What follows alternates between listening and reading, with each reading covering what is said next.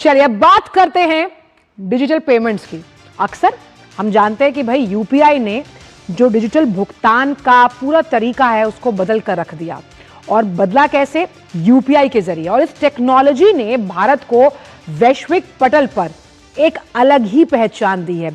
और उस वजह से क्योंकि रियल टाइम में आप जब भुगतान करते हैं, मान लीजिए आपने किसी को पैसा भेजा, तो रियल टाइम एक्नॉलेजमेंट आपके पास आता है कि आपने कितना पैसा यूपीआई के जरिए भेजा। अब इसका मुरीद यानी कि इसकी शान में कसीदे पढ़े गए।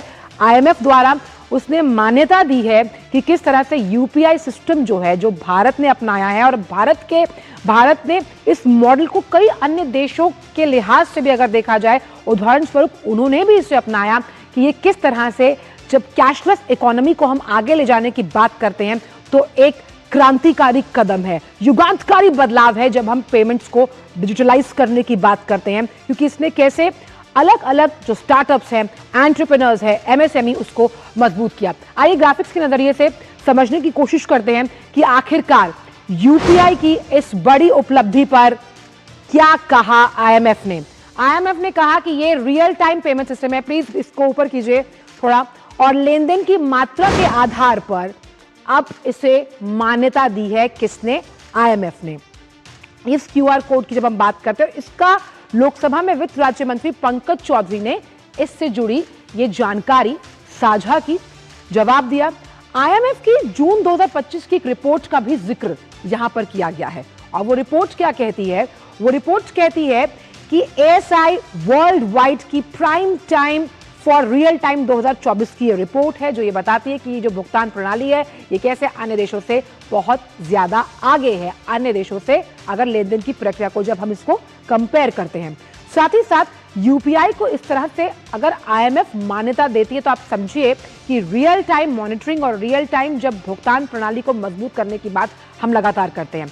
अब सबसे आगे क्यों है यूपीआई? हालांकि सबसे आगे हिंदुस्तानी हमेशा होता है, लेकिन यूपीआई भी सबसे आगे है। वो समझते हैं कैसे। यूपीआई वैश्विक सूची में इस वक्त शीर्ष पर है, 49% हिस्सेदारी, जिसमें 129 अरब का लेन देन हम क्रॉस कर चुके। अब 14% की अगर हिस्सेदारी की बात की जाए तो उसमें ब्राजील दूसरे स्थान पर, और 20 अरब लेन देन की अगर बात की जाए तो थाईलैंड तीसरे पर है। वहीं 17 अरब लेन देन के साथ चौथे स्थान पर चीन है। लेकिन डिजिटल लेन देन में बाजी मार गया भारत। अजय मिश्र इस वक्त जुड़ गए हमारे साथ। अजय, यूपीआई की ये उल्लेखनीय उपलब्धि इस बात की तस्दीक करती है कि उसकी सरलता ने उसे ये वैश्विक मान्यता दी है, जो कि आईएमएफ लगातार अब कह रहा है अपनी रिपोर्ट में। माशाल्लाह, आईएमएफ ने इस रिपोर्ट में स्पष्ट तौर पर यह कहा है कि इंटर ऑपरेबिलिटी जो यूपीआई की है वो इसकी सबसे बड़ी ताकत है, और यही वजह है कि आज फिनटेक या फिर ग्लोबल पेमेंट्स की दुनिया में भारत नंबर 1 पर है।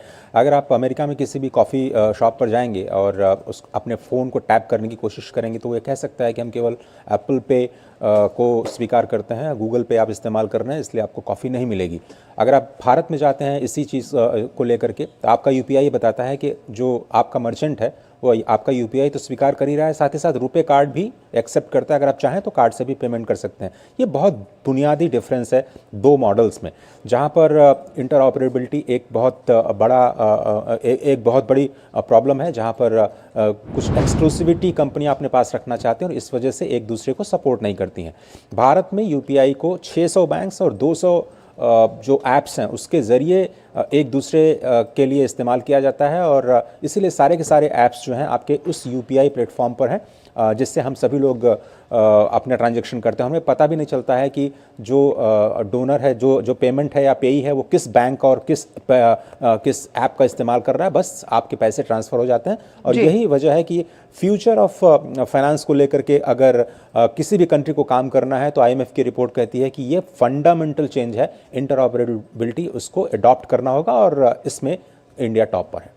और वहीं अजय, साफ तौर पर अगर हम देखें, इस ऑपरेटिबिलिटी ने कहीं ना कहीं बिजनेस करने को आसान किया। जब हम स्टार्टअप्स की बात करते हैं, एंटरप्रेन्योरशिप को बढ़ावा देने की बात करते हैं, अलग अलग सेक्टर्स में एमएसएमई को मजबूत करने की बात करते हैं, तो उसमें यूपीआई का जो योगदान है वो अपने आप में उल्लेखनीय रहा।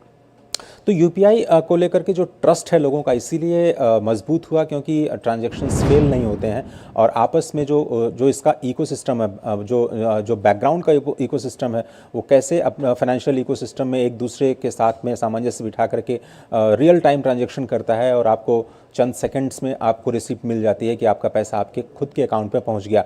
यही ट्रस्ट दिखाता है कि न केवल प्राइवेट प्लेयर्स के लिए बल्कि गवर्नमेंट के जितने भी ट्रांजैक्शंस हैं उसमें भी आप देखेंगे को आपको यूपीआई का जो एक ऑप्शन है वो मिलता है। और बहुत सारी जगह पे जो कैश ट्रांजैक्शंस हैं 2016 के बाद जब डिमोनेटाइजेशन हुआ तो कैश ट्रांजैक्शंस की जो संख्या उसमें लगातार गिरावट आ रही है और जो ये रियल टाइम पेमेंट है यूपीआई के जरिए या फिर ऐप के जरिए इसीलिए बढ़ रही है क्योंकि इसमें ईज़ है, ईज़ ऑफ ट्रांजैक्शन है, इसमें ट्रांसपेरेंसी है और इसमें ट्रस्ट है। ये बहुत बड़ा फैक्टर और ट्रस्ट तभी बनता है जब आपको कोई भी काम तुरंत होते हुए दिखता है और फेलियर जो होते हैं उसकी चांसेस बहुत कम होते हैं और इसी वजह से ये अभी इतना सशक्त माध्यम बना। बहुत बहुत शुक्रिया अजय इन तमाम जानकारियों को हमसे साझा किया।